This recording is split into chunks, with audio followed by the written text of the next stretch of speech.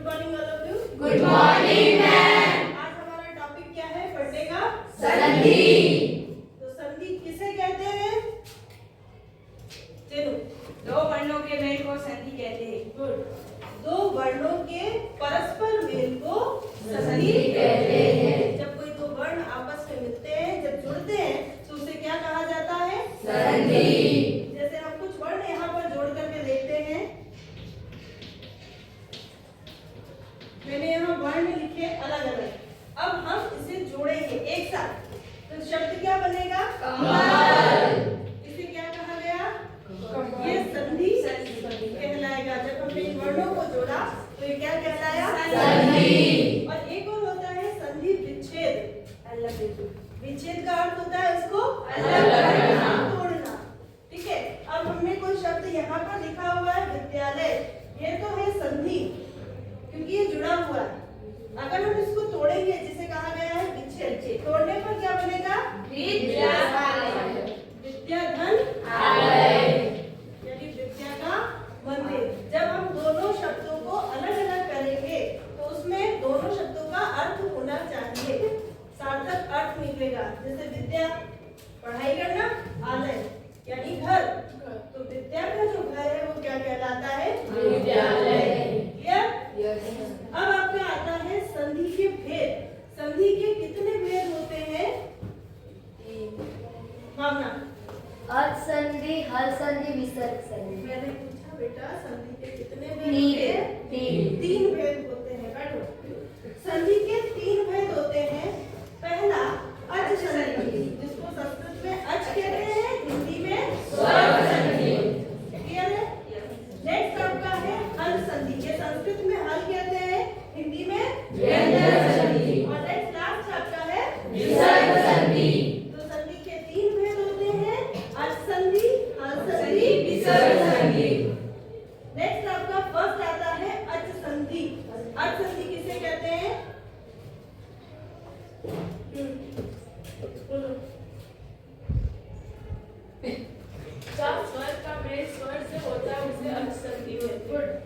स्वर से स्वर के मेल को अच संधि कहते हैं।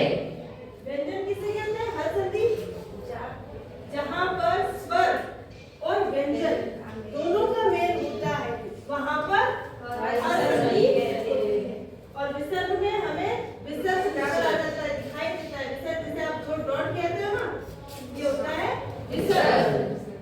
तो स्वर से स्वर के मेल को अच संधि कहते हैं। अब यहाँ पर अच संधि के भेद, अच संधि के 5 भेद होते हैं। कौन कौन से? दीर्घ संधि, गुण संधि, वृद्धि संधि, गण संधि, आयाति संधि। टोटल कितने हुए? 5। आपने यहाँ पर पढ़ा था 2 या 2 से अधिक स्वर। अब संस्कृत में स्वर कितने होते हैं? 13। 11 होते हैं हिंदी में। हिंदी में स्वर होते हैं 11, संस्कृत में होते हैं 13। व्यंजन कितने होते हैं? व्यंजन होते हैं 33। क्लियर? अब फर्स्ट आपका अच संधि। अच संधि के 5 भेद, 5 में से पहला हमारा है दीर्घ संधि। अब यहाँ पर मैंने 2 वर्ड लिखे हैं। यहाँ पर एक तो लिखा है ह्रस्व और एक लिखा है दीर्घ। ह्रस्व का अर्थ क्या होगा? जिसको हम कहते हैं ना छोटा। ह्रस्व यानी छोटा। जो वर्ड छोटा है, छोटा मतलब जिसकी कोई मात्रा नहीं है। और यहाँ पर दीर्घ यानी बड़ा। जब यदि कोई ह्रस्व या दीर्घ स्वर आपस में मिलते हैं तो वहां पर दीर्घ संधि होती है। अब यहाँ कौन कौन से स्वर दे रखे हैं? अ, ई, उ, ऋ।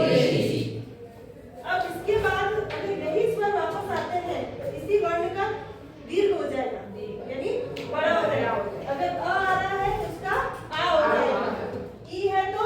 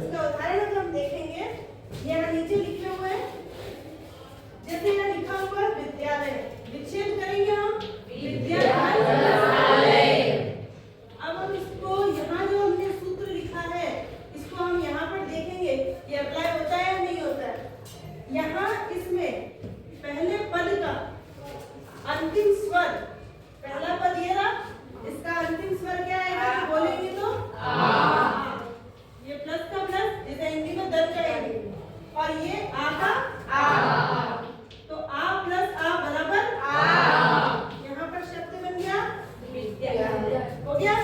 उसी तरह से दूसरा पुस्तकालय विच्छेद करो इसका पुस्तक प्लस आलय पुस्तक धन आलय